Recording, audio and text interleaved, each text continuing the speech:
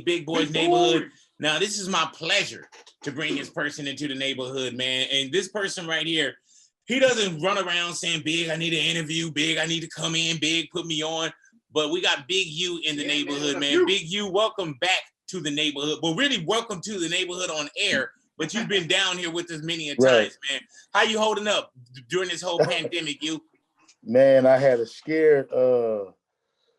This shit crazy, to be honest with you. I was with somebody a couple of days ago, and they had the COVID. They called me and told me they had the COVID, and I swear, so I went to Kaiser to get the test. But after I got the test, I felt like I got every symptom. Oh, I mean, man. But you know, yeah, when it get in your head, let me tell you, I've tested over 35 times. You know what I'm saying? And it's crazy because now you're in a position where you feel something, you know what I'm saying? You're like, oh man, I think I got it. So you came back negative? Came back negative. I tell you. And then you start talking to people who had it, and then you start feeling like everything that they tell you. Like, I had the diarrhea, didn't have nothing, bro. It was just stress, like. Hey man, and everybody's going through that, bro. People that kind of care about it, you know what I'm saying? Or people that's like, because it's so unknown right now, bro. And it gets you walking a little different, get you thinking a little different. Yeah. You know, even the circles, man, you know what I'm saying? Like, I miss being around people. Yeah. You know, I miss concerts. I miss congregating with people. I miss slapping hands, everything, man. But we'll be back. I hope so, but I was scared.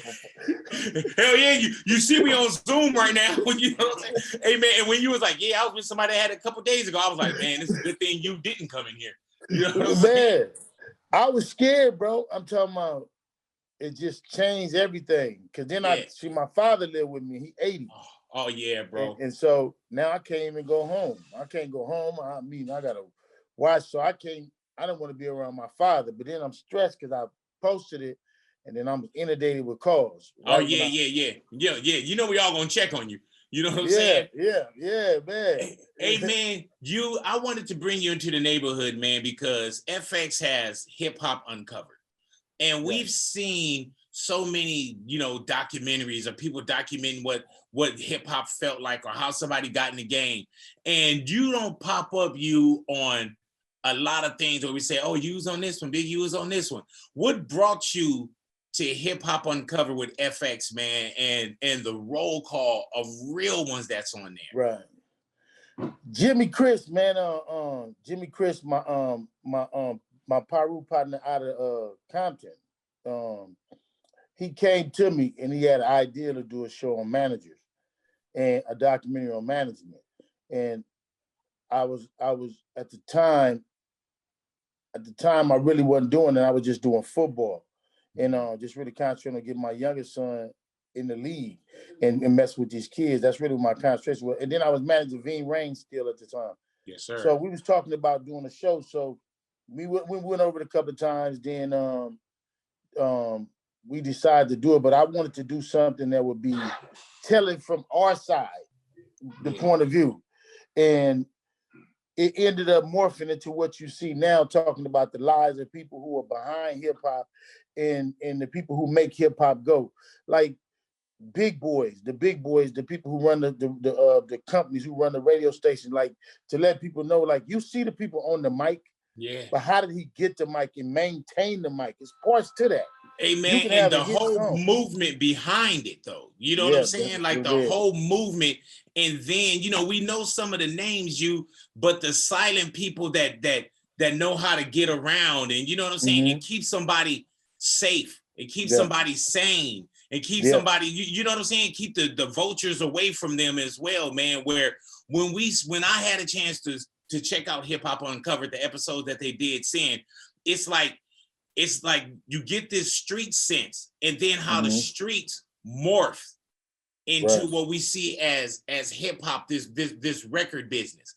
And with that being said, when we talk about the streets, Big U, good Lord have mercy, man. Like I knew Big U before I turned on any microphone and said any radio station. You know what I'm saying? Right. And to sit there, and watch just something, because I was at the Fresh Fest in Long Beach. Oh, you were there? I was at World on Wheels. I was at the Celebrity Theater in Anaheim in the Round. You know what I'm saying? Right. So, and it got to a point, you remember going to shows and saying, man, is the headliner going to get on? Am I going to watch this whole concert? Right. Or is something going to happen? Right. And you knew if the headliner was going to get on or if something was going to happen, because y'all were the ones there fucking it up.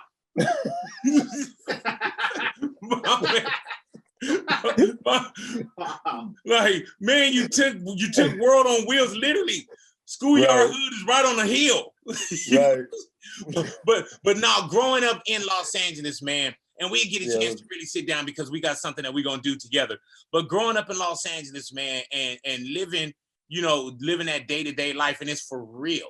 You know what I'm saying? What was LA like for you back in the days? You know, it's glamorized now with gangbanging, but what was that like when you first got on with Arlington and before we knew what the 60s were? Dangerous. It was well before the gangbanging, it was love. It was all out of fun. We did everything all the kids do up until about 80, 70, up until about 80 when Rennie got killed. For me, it changed in 80. And I was 8th grade, 9th grade. 8th grade, something like that. And it got real for us in 8th grade. But before that, we was average kids paying $25. I mean, trying to get a nickel, hammer a nickel down and make it to a quarter to get in the parties. Yeah, man. Get a nickel and put it to a quarter to get in the video games. We was really average kids, man, doing all the things that people did. And 1980, 79, when the Roller 60 and 8 Trays broke up, then hip hop hit. LA became real. It became to the point to where dudes was jumping out and, it was getting shot in front of your mother, getting shot at in front of your brother and sister. And for a period, you didn't want to ride with your family because you don't know what was going to happen. But hip hop was still happening. Yeah. On the East Coast. And it didn't get to us until, a little bit later. And then they got a real dose to the West Coast. Yeah, man. And you know what's crazy about that, man? You is the lifestyle. Like now you'll kind of look at it now, and no disrespect to what's going down now, but now, hip hop, when it comes to, there's costumes now. And you remember where you didn't wear something if you wasn't really from something. You know what I'm saying? No matter if you had your earring in your right, you had your earring in your left, where you wore your flag, your left or your right, or even clothes that you wore. Like I remember even going to shows looking to see how neutral I was, unless we really wanted to get into something. And now you'll look and, and I love the camaraderie. I love to see everybody together. I'll take that. But at one point, man, it was so for real in the streets and for real wherever you walked that it was, you know what I'm saying? You'll see somebody from a block, 2-3 blocks away and it was on site. Yeah. You know what I'm saying? And I was talking to you about the Fresh Fest. I remember that one, boy. Oh, Lord have mercy, man. You owe me $17.50 because y'all, you know what's crazy? What's crazy is we used to actually plan those out. Yeah. We would meet in the hood and we would have certain homies dressed one way, certain homies dressed another way. And we would plan it out like we're gonna fight this game first. If we see them, we're gonna fight this game first, and we want to get to them. And man, we really was destroying people's parties. Like, remember the Pig Pen? Yes, remember, sir. Osco's. Yes. They had set up a big ass raid for me at Osco's. Right? It took about 30 of the homies, and I had a girlfriend whose father was one of the police, and he was saying, yeah, we're going to Osco, we're going to arrest her. She called me and told me. Oh. And all the homies was like, man, I'm going. I took my blue rag. I said, man, I've got information. They took 30 of the homies. They had meat wagons waiting for us. But and it's crazy because at that time, I got kicked out of Chicago. I kicked out of California, went to Chicago in the early 80s. And when I got there, they had no idea what Crips and Bloods was. and I had a jerry curl. I'm the clothes I wore was what they wore to church. You know, the crease down khakis and the corduroys. They like, why you dressed like that? I'm at the blue rag out my pocket. Hey, I used to go places, man, and they would say something about the way I iron my pants. Like, man, y'all, you iron your pants? Yeah. Or back in the day, when you went to Chicago, man, gang banging sound ridiculous. Yes, yes. They was like, man, y'all gang bang out there, or y'all like people didn't know what Crips were, they didn't know what Bloods were. It looked ridiculous. Our hair looked ridiculous. The way you know what I'm saying? Like, so for you to get plucked out of California, like kicked out of Cali, and then to land in Chicago, what was that like? A major culture shock, because I came straight out of Central Juvenile Hall. And so the only way they was going to release me is my father came and got me. So I had a 2-year probation out of Central Juvenile Hall for a bunch of different cases. Some. Hey, did you ever walk through Judge Dorn's court? Oh, Lord, I missed. No, I did not want to ever see George Dorn. Oh, legendary Dorn. Now, see, you're going to probably have to spend 30 minutes. You need to explain to the people what that name is and what it meant to us. Yeah, man. I don't know how you dodged Dorn, man. I would think that they would have put your file on him. Never got him, bro. Yeah, man. I would have never been here, but I already been gone. Hey, bro, if you had Judge Dorn, you knew that you were turning yourself in that day. Yeah. And if you weren't turning yourself in that, and don't go to Judge Dorn on damn near a weekend, because he would literally check your report card, and he'll say, all right, I like what you're doing here. And he'll lock you up from Friday afternoon to Sunday night, let you go to school like the furlough style, man. But you were saying that you dodged that situation. You know what I'm saying? Never got get out to Chicago, craziness goes down. And were you like a fish out of water there?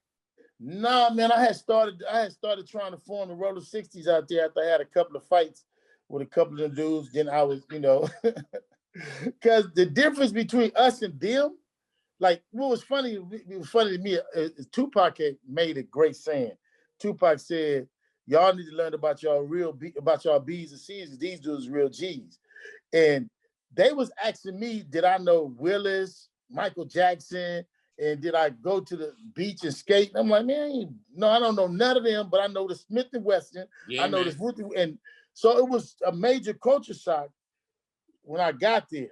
And then when I ended up living in the on the South Side. So I started to try to get me a little gang. The homies was out there. How old are you at this time? At that time, I'm 17. That's 16, crazy, huh? 16, 17. And because I couldn't come back till I was 18. So I was 16 and 17. And so I'm, we from the hood, we got to wait to see who our enemy's going to be. And, so that was the ignorance of that time.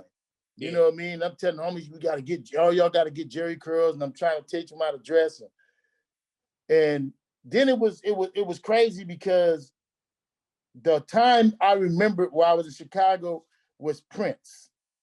Like all the songs I remember was Prince. When I came back to LA, we listened to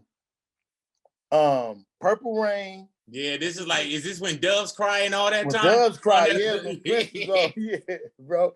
And the movie had just came out. Right. And my cousin that got killed, so I talked about in the documentary, Chili Capone got killed from my big cousin and the big homie from AG. So that brought me back to LA. Like, I was damn near a Chicago nigga. You know what I mean? And I was damn near almost like I'm here. And I'm making my way. I'm learning to hustle out here. I'm creating shit. And my people was hustling. They were selling heroin and cocaine, packs of it, little packs of 10. So I was grinding out there. And then when Chili Capone get killed, it's back to LA.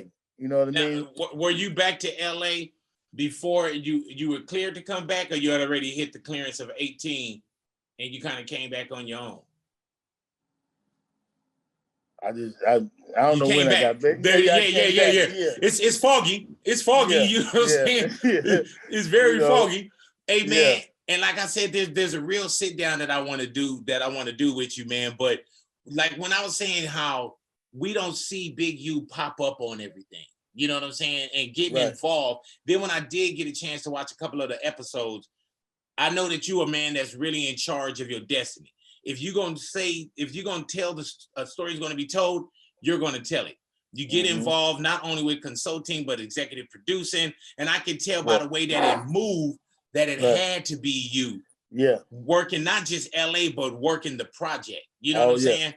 So what made you say, yeah, this is the one and I need to be involved with it?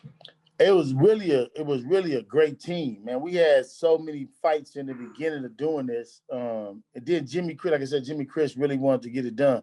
I had produced the Jam Master Jay documentary. Hey man, and I microphone. I love that one, bro.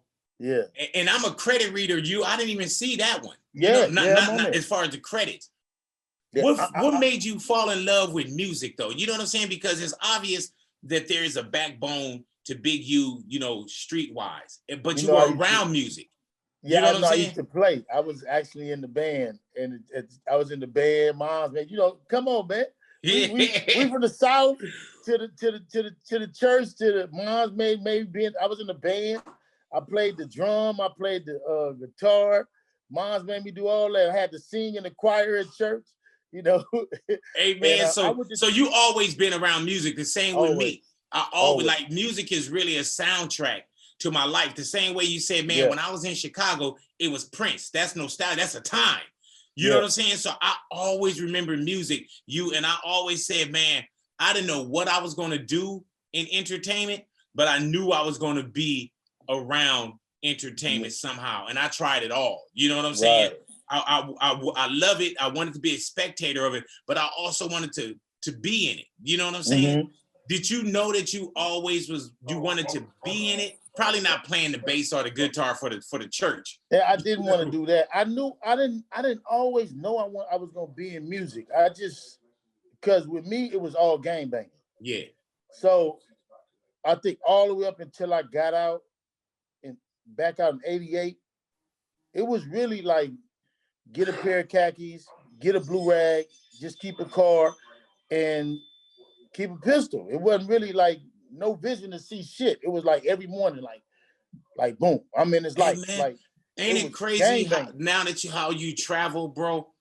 How at home you were with the radius of the block. Right. Like, I remember, man, going to Hollywood, and Hollywood felt far. It did. You know what I'm saying? I remember one time, bro, I went up to Oakland. I thought I was out of town. You know what I'm saying? Because I was so used to this circle that I was used to this block, and I was used to this lifestyle. So when you say, man, getting up, just a khakis, a gun on you, you know what I'm saying? Like that was every day. So some of the other stuff did that seem far-fetched? Not far-fetched like you couldn't get it, but it just wasn't you. As far as the music, right? Yeah. Like we went. It's crazy because on the West Coast at that time, it really wasn't nothing that was gonna give us music. Like it was all gangbang because everything you seen was gangbang. Remember, we grew up with the Bowery Boys. We grew up with the Lil Rascal gang. We grew up with not Colors yet, but what influenced us was the Warriors. We grew up in, and that's the stuff that was being projected into our ears and into our minds. So that was that. We didn't have the so-called, distractions, or we didn't have the so-called everything else, man. We didn't have no internet. No. We didn't have no phone in our pocket. We didn't, you know what I'm saying? So it was literally, man, you leave out the house and you had a bike, or you walk, but you was right. You know what I'm saying? You were outside every day. You know what I'm saying? And so whatever that outside created, and the way that I grew up, it was 7 of us, single family. My mom is a beautiful human being, but some of the stuff that her son did outside the house was away from, what she was seeing.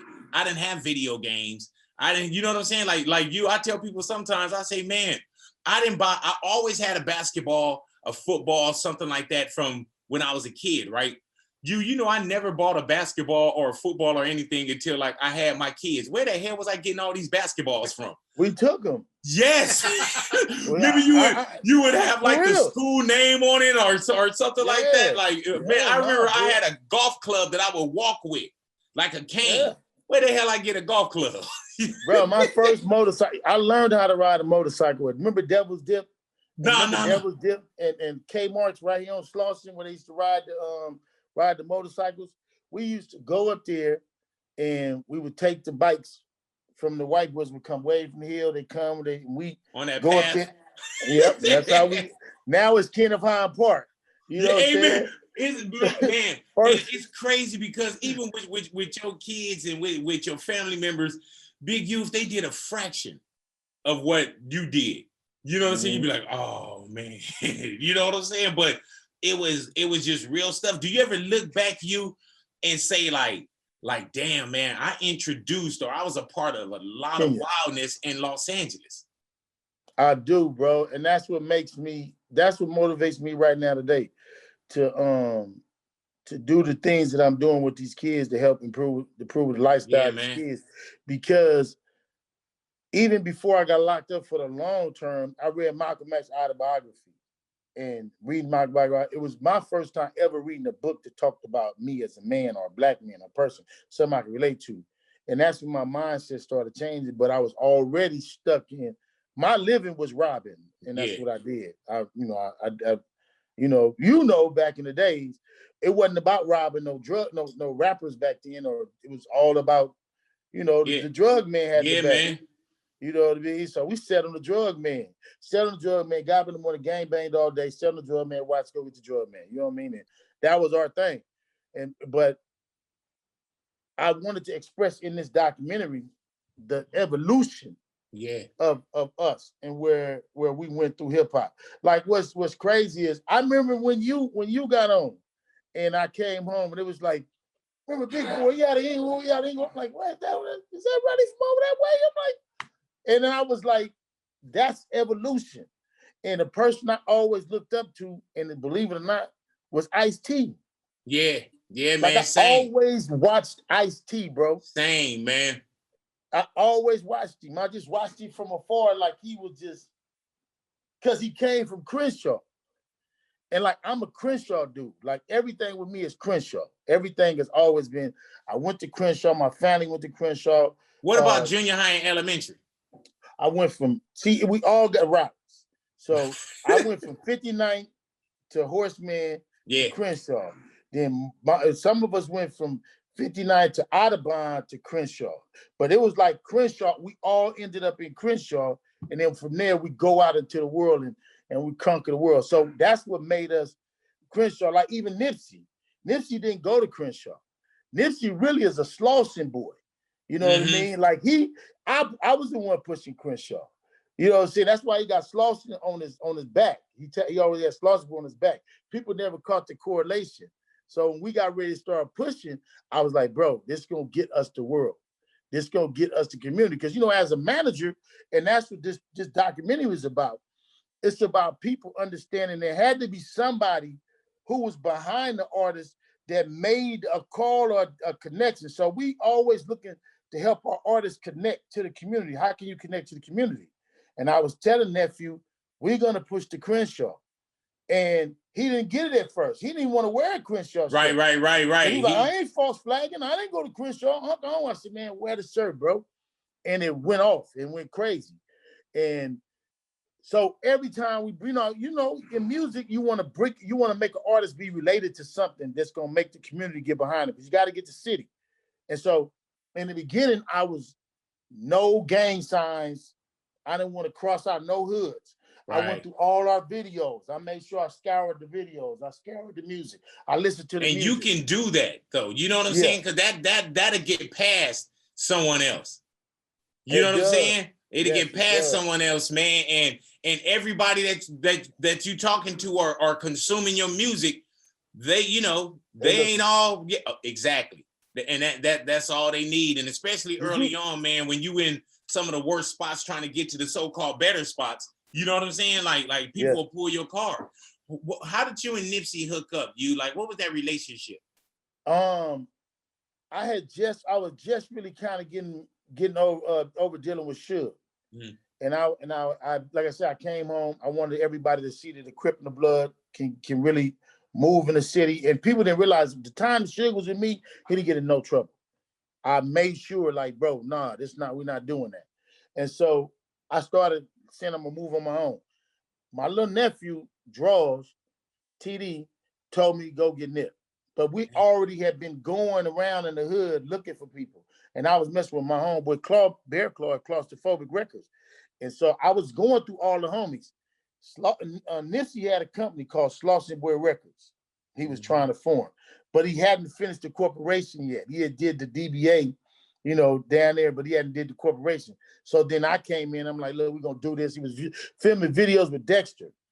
And so I came in with the business part. He had the work ethic, and I had to help him shape it. And then me and him was moving. Me, him, and his brother was moving. Mm-hmm. And then his brother goes to jail.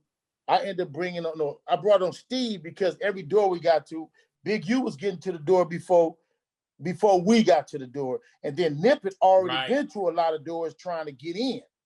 So now it's me coming back, and they calling him the Snoop lookalike, or he sound like this. And then you got to change the name. It's already a Nipsey Russell, and he can't come out with Nipsey Hussle, and he ain't gonna be able to clear that. And I'm like, man, we're not doing none of that. And they're like, man, it's all Bloods in the industry. You can't say Crip. And I'm like, bro, we gonna push us. So then I went and got Steve, and because you got to get the Jew. Yeah. Is this Lobel? Lobel. I brought on the legendary. Yeah, like you walk in there first. You going in there. And that's actually true. Unfortunately, our industry is still at that point. I had to go get Steve to walk us in. Steve then brought John Shapiro. John Shapiro then brought us to Sony. We ended up signing a deal with Sony. In 1989, we signed with Sony. And in 89? No, not 89. I mean, in 90, was it? 2009. 2009, we signed with Sony. And we started pushing. Sony gave us we used about $2 million with Sony, just promoting and pushing. And that was his first deal. He's always been signed. You know what I mean? Like, it's crazy that he says it, but then he don't say it. When you and that was a question that I had for you too, Big U, was when you said that, you were looking for people. I was like, man, I know you had to look at so many different people. Mm-hmm. What made you look at Nipsey Hussle and say, that's the guy right there? I mean, in the essence, he was beautiful. I mean, he was just the easiest way to say it. He was unique, man. He stood out in every aspect. Could you see that so-called diamond in the rough? Immediately. Because when I saw him, the way he swag, he was like, big homie. I'm like, and he was so respectful, but he was on his gang banging shit. Like, he was on his songs was Bullets Don't Have No Name. Mm-hmm. And do you talk with Nip early about kind of changing some of the material? Because the early Nip, all that, because that's what I was on. I mean, when I came home, like I said, I was on my movement for my people. I don't like to say black thing, but I mean, I was on my movement for my people. Like I said, I'm a Muslim. Mm-hmm. So when I come home, my push is more militant and more towards our people, Mao Zedong, and I'm giving them all books. I'm teaching my kids. I'm giving Nip books. We transferring books over, and it was good and I think I really was good for him because I was able to let him bring out what his mother and father and them was instilling in him from their culture. Mm-hmm. So now by linking with your big homie, who's on that too, and from your world, it was able to make him continue and get to another level faster than other people.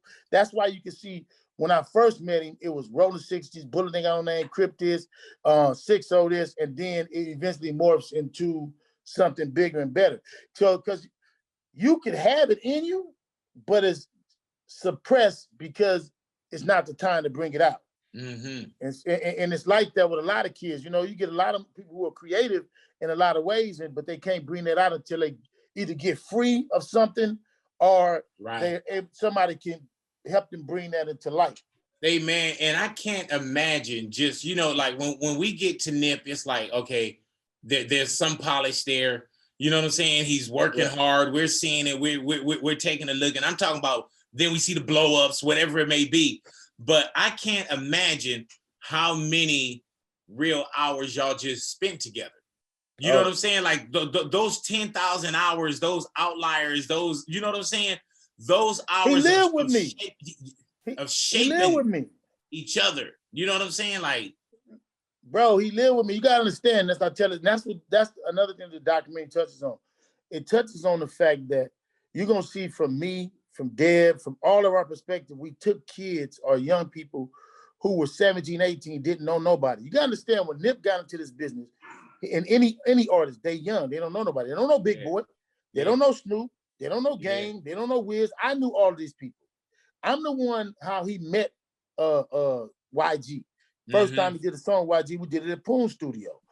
I'm how he met Snoop. I'm how he met all of these people. And it's funny how I listened to them tell all these stories.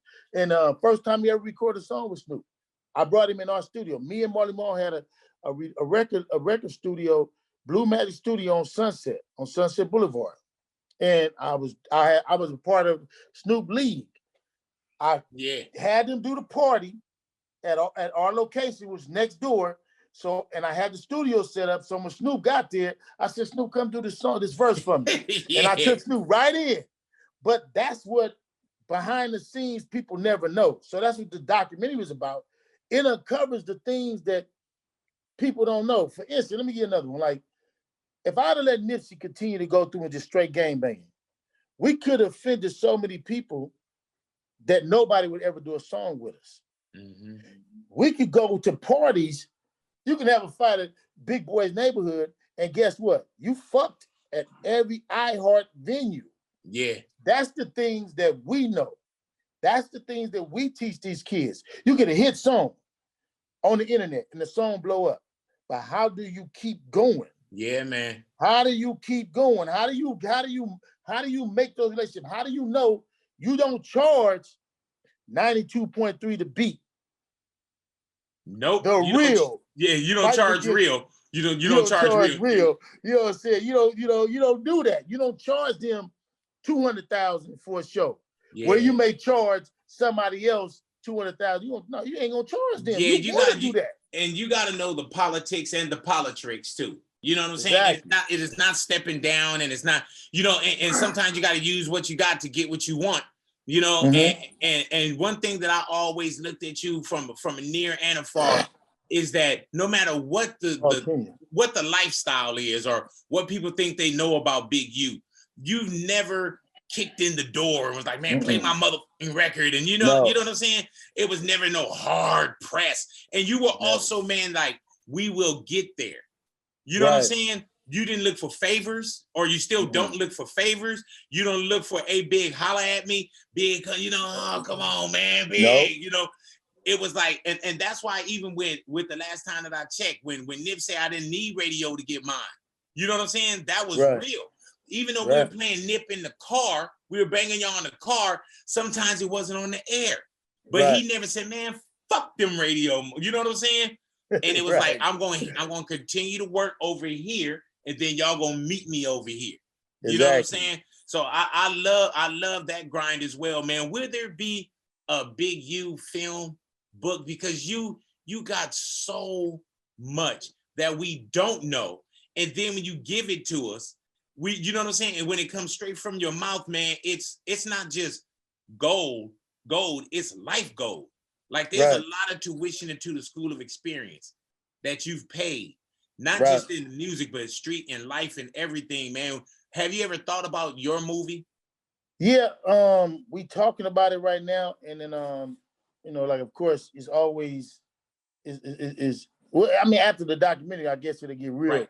But are you still living the movie too, though? You know what I'm saying? Like, I feel like I'm still in the third quarter. I ain't like nah, not yet.